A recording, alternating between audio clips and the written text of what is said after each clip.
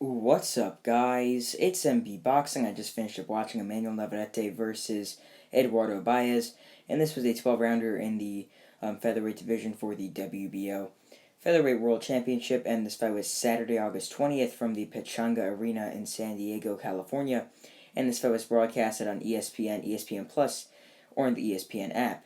And in this fight, Emanuel Navarrete was able to weather a very tough fight, ending it with a 6-round knockout victory over Eduardo Baez. Leading up to the stoppage, I had this bout scored 48-47 in favor of Eduardo Baez. Baez was bringing the fight to Emanuel Navarrete. It was a very competitive fight. And just to break it down, rounds 1, 2, and 3, I gave all to Eduardo Baez. I thought Baez was just simply outboxing Navarrete, even though he wasn't the one backing up and he wasn't classically boxing. He was coming forward, but he was just smart, keeping his hands up, using head movement, going to the body, going to the head, just really placing his shots. He was boxing while coming forward, and it was beautiful. But then in round 4, I just thought Navarrete edged it a little bit. I mean, it was somewhat competitive, but I thought Navarrete got it. And then round 5, that was a round that was fairly close as well. I just thought that Navarrete closed the round very well with some nice 3-punch combinations. That's why I gave him that round. But then round 6, towards the beginning of it, Emanuel Navarrete goes upstairs with a right uppercut, and then Baez doesn't see a shot coming down to the body. A big liver shot with the left hand of Navarrete after he throws the uppercut to the head, lands to the body. Baez stepped back. It was a delayed reaction. He grimaced, went down the canvas. Referee counted to 10. The fight was over. This is actually a very solid win for Navarrete. He did show that. He looked just very off in this fight. His hand.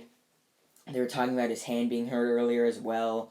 In this fight as well, it seemed like he sort of hurt his hand a bit. They were talking about he had to cut down a lot of weight for this fight, obviously, because he's known for moving up in weight and a lot of that, and he's just naturally a big guy for 126 pounds or even 122 pounds when he was fighting there. But nonetheless, still a very solid win. He's the first man to ever stop Eduardo Baez. Baez has only lost 2 very good fighters, so this is a very nice win for him. So yeah, he was able to stop him. So this goes into the question of what is next for Emanuel Navarrete. Obviously, all of us would love to see Navarrete take on one of the better guys in the featherweight division, like a top 5 fighter, top 10 fighter. He's yet to face a real top tier, top 10 fighter. The last time he did that was when he faced Isaac Dog, but that's when he won his title and defended it for the first time. Since then, he has not. I would love to see him face someone inside the top 10 in his next fight, or even unify world titles.